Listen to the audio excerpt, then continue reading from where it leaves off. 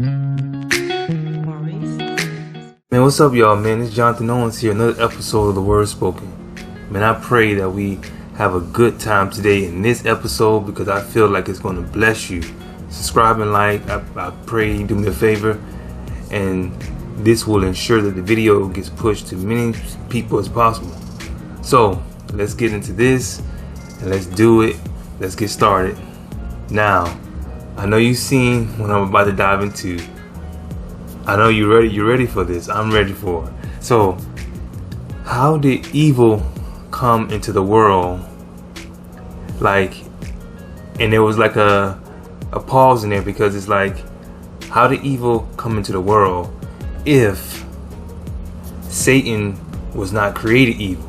So this brings up a huge topic dialogue that people be having. Okay, you say that your God created everything. Well, we know that Satan is terrible. We know that Satan is evil. So that means God created evil. He created the devil. So he created evil. This is a debate that I don't know how long it's been going on, but I know I've heard it come up recently.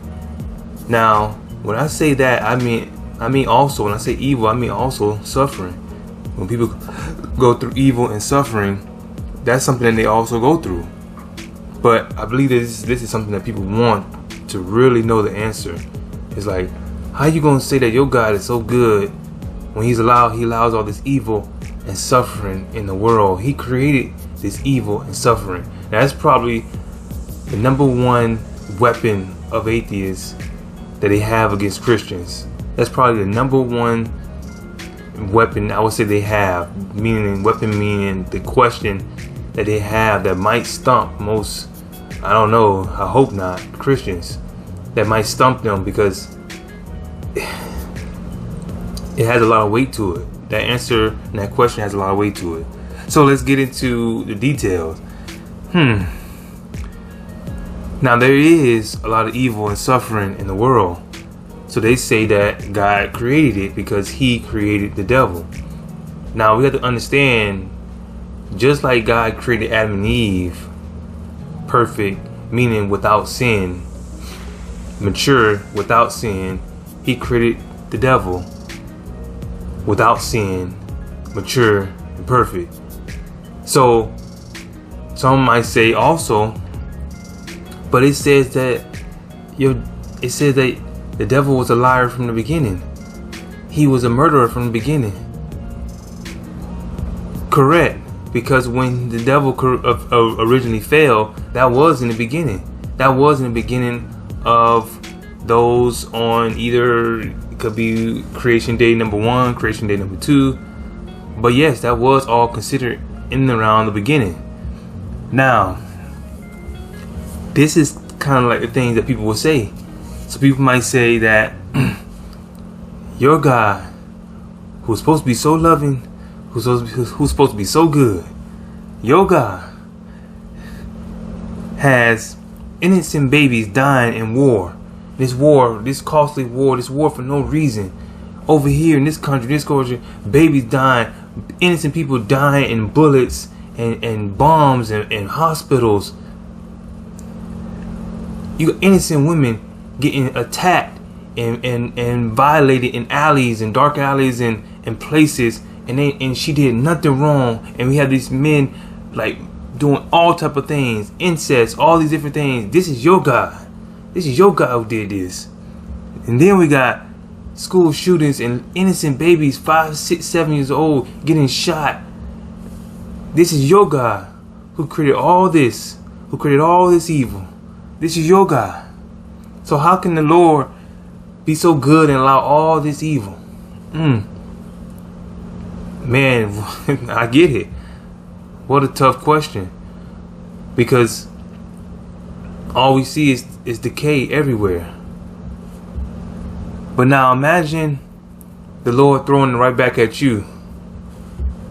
Imagine the Lord throwing it back at you and saying, isn't it ironic you asking me those questions? I think we all need a Job moment like Job had. Because you asking those questions,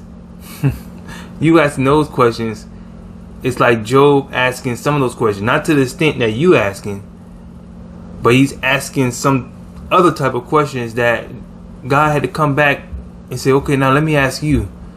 So imagine that person who asked God and said, how can God allow this? How can God allow this? Imagine God coming back at you saying, when are y'all going to stop killing my innocent children in the womb? When are y'all going to stop killing them? When are teenagers are going to stop murdering each other over the smallest thing, whether it be sneakers, chips, anything? When are y'all going to stop doing that? When are innocent Christians around the world going to stop being killed all around the world? My people who represented my name going to be killed and murdered for just believing in me. When is that going to stop happening? And so now the person might say, well, you God, you allowing it. You doing it. And then God could turn around and say, I did that? Or did y'all do it? Did I do that? Or did you do it? Didn't I give you the power in your hand to choose death or life? To choose right or wrong? Didn't I give you the power of life and death and the power of your actions? Like, meaning like you can choose whether to walk in the path of righteousness or walk in the path of death. Didn't I give you that right? What are you gonna say? Well, yeah. Well, you Lord, you knew that we was gonna do all this. So you created all this, and you created us.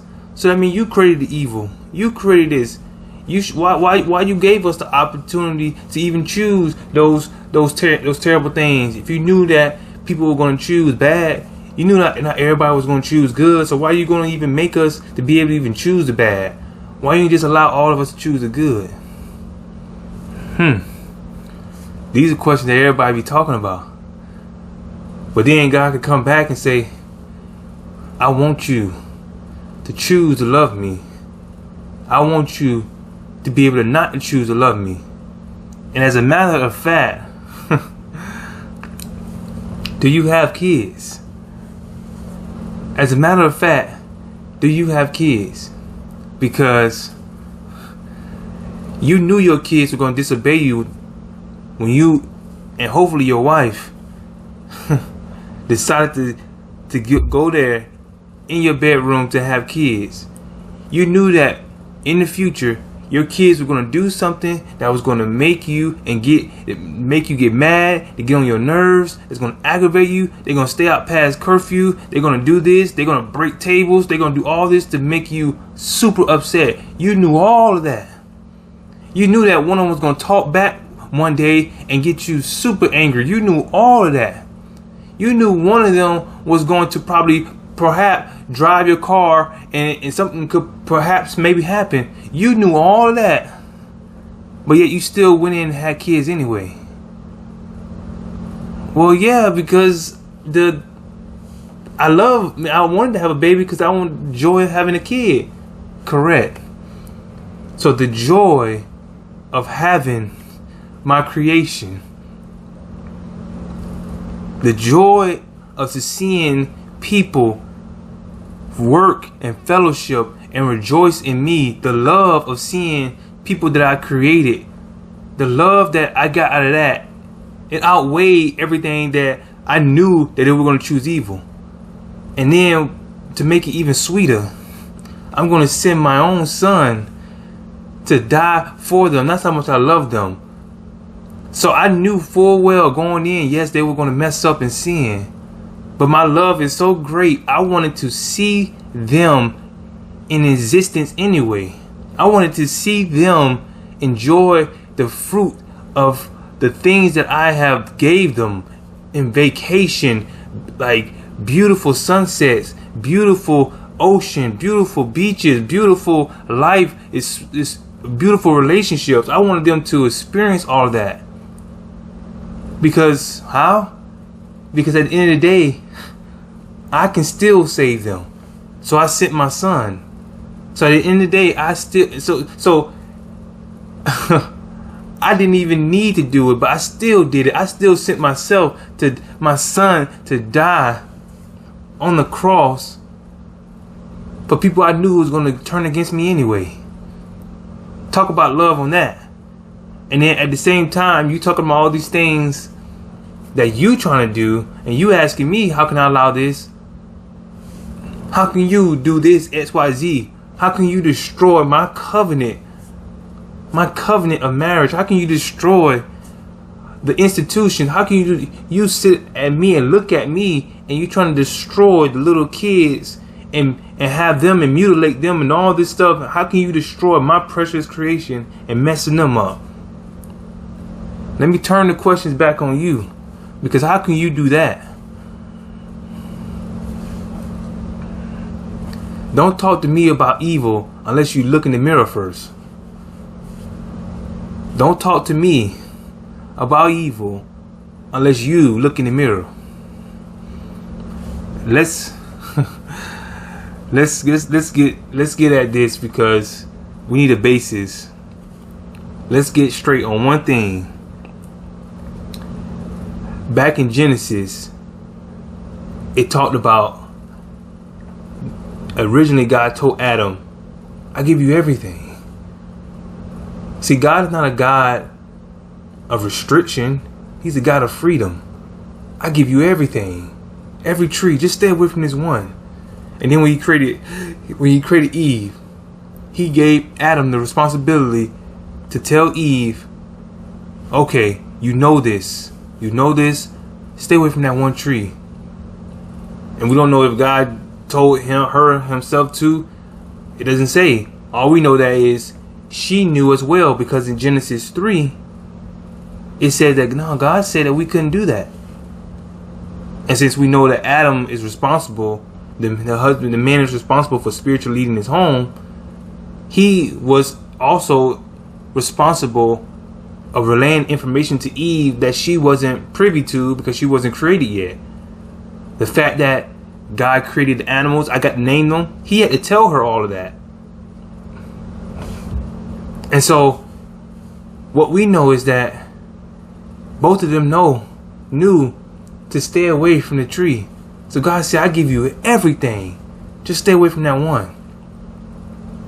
So God gave them the power to say yes or no, life or death, righteousness or evil.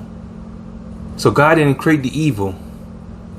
He just created the people potentiality or the potential to commit evil. And you say, why he did that? Or why you created your child, who you knew one day would choose good or evil. And if your child, you raise them in the Lord, or you raise them with proper manners and raise them righteously, and try to do your best, and you raise them with good etiquette, and then one day they grow up and they sin and they messed up and committed a crime, was it your fault? Did you do the evil for them, or did they do the evil? You knew they was going to potentially do that one day, so why did you make them? Why did you have the children anyway, knowing they would do it? Well, I don't know. Well, God is supposed to be better than us. He knows everything. Exactly. So why are you sitting here questioning the God who knows better than you and knows everything? Why are you sitting here questioning God who knows everything over you?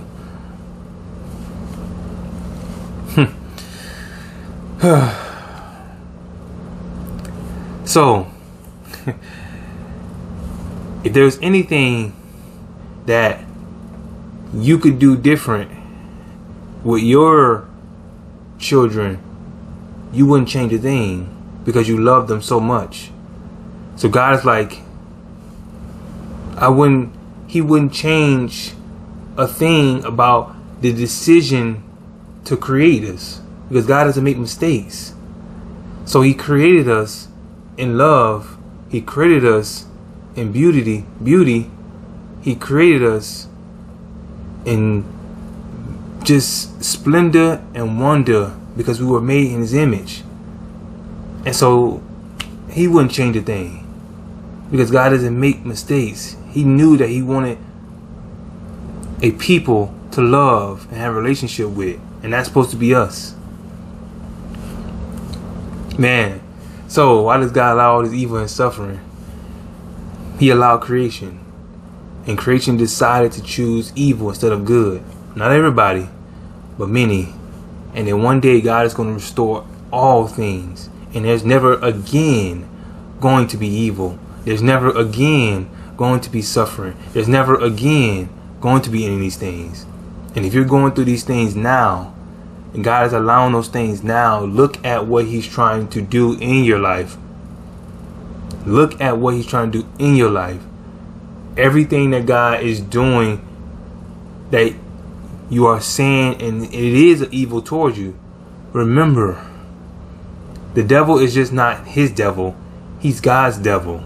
Meaning that God allows the devil to do little things that he's trying to do, but he still belongs to God's sovereign rule. So God would even allow the devil to tempt you, and the devil is tempting you because he wants you to fall. God is allowing the enemy to tempt you and test you because he's trying to make you stronger.